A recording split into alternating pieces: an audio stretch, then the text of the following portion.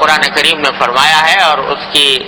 مزید تشریح رسول کریم صلی اللہ علیہ وسلم نے فرمائی ہے کہ جب یہ فتنوں کا دور آ جائے، جس کی تفسیر حدیث میں یوں فرمائی کہ اذا رأیت شحا مطاعا، جب دیکھو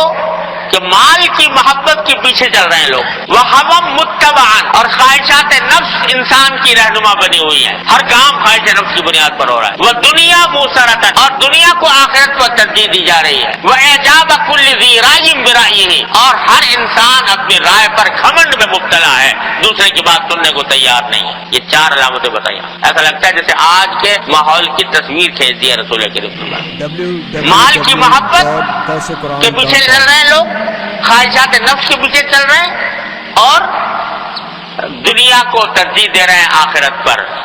آخرت ملے نہ ملے دنیا کا کچھ فائدہ مل جائے، اور ہر شخص اپنے رائے پر گھمنڈ میں مبتلا ہے، دوسرے کی سننے کو تیار نہیں۔ جب یہ بات ہو جائے تو فرمایا سرکار دو عالم صلی اللہ علیہ وسلم کہ فعلیک بخافۃ نفسک ودع عنک امر العامہ، ایسے موقع پر تم اپنی اصلاح کی فکر میں لگ جاؤ